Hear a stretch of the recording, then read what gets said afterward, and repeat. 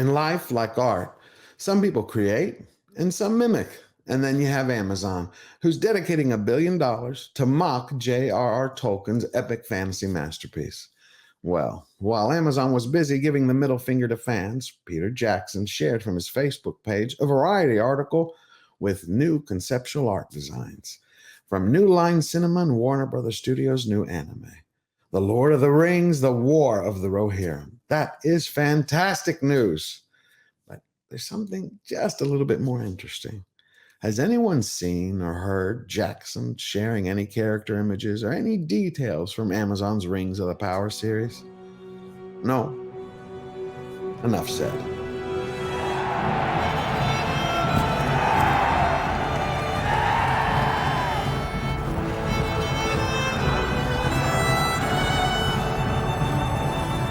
Welcome, Slayer Nation. It is another fantastic day at George the Giant Slayer, and I hope all of you are doing great and getting ready for a phenomenal weekend, especially after a week filled with sour notes about Tolkien's Aya being bastardized by Amazon Prime's Rings of Power series. But put that all aside. Let it go for a second. We just have to forget about it because I have some great news for the fans. The Lord of the Rings, The War of the Rohirrim is being developed by New Line Cinema and Warner Brothers Studios Animation, and they're going to bring it to life on the big screen on April 12th, 2024. Now, I know that's far ways off, but nothing good happens overnight. And working together with Sola Entertainment, they're going to be bringing us the mythic tale of the ninth King of Rohan, Helm Hammerhand, and the bloody history of Helms Deep.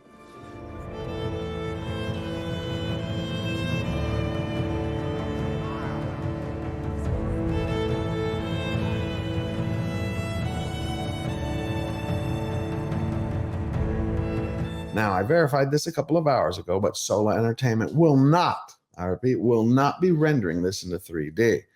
A lot of fans are worried about that. This is going to be in a classic 2D style animation. I mean, that to me is amazing. Last year I watched, for probably the 1,000th time, the Bakshi Lord of the Rings animation. I loved it. Every time I see it, I get this smile from ear to ear and inside my heart, all the way around me for a month. It's a beautiful piece of work. If you've never seen it, go watch it. Now, the story takes place about 250 years before we ever meet our favorite fellowship, telling the tale of a pivotal story about a legendary battle that reshapes Middle-earth and sets the stage for Tolkien's Lord of the Rings. If you're one of the people that hasn't subscribed yet, take a moment, it's just a minute, and push the subscribe button down below and invite your family and friends to join the conversation at Slayer Nation as we continue to bring you the best content going right to the heart of every Hollywood headline and to the core of every major pop culture story.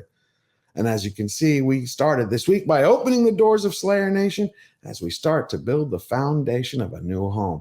We want to make this the place where all the lovers of Tolkien can come, where we respect the maestro and his masterpiece, a new Tolkien home.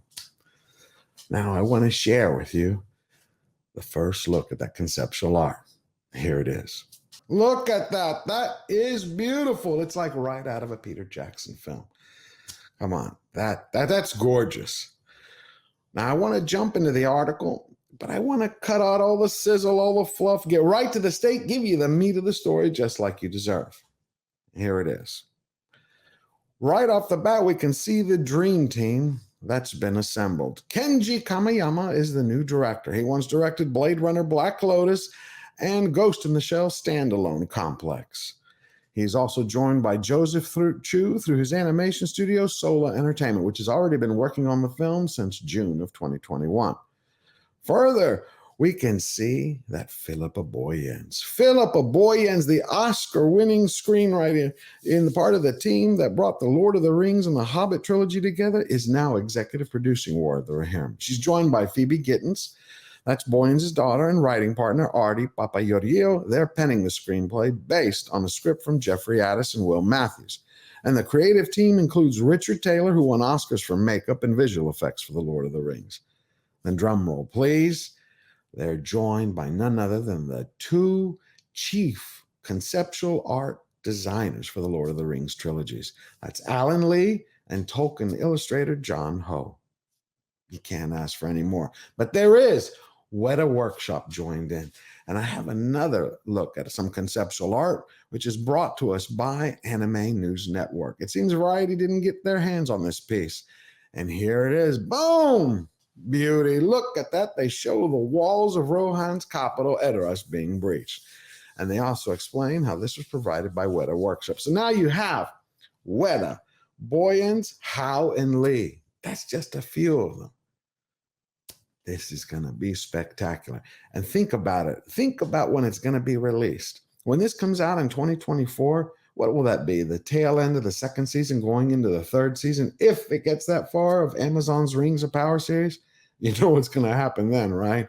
Heads are going to roll at Amazon as War of the Rohirrim is lauded and embraced by all fans and by everyday John and J&Q public. I think that's absolutely amazing. So now that we've come to the end of the video, remember, never bow down, never bend the knee. Firmly defy and step up, stand tall, and get busy living your best life now. Always forward.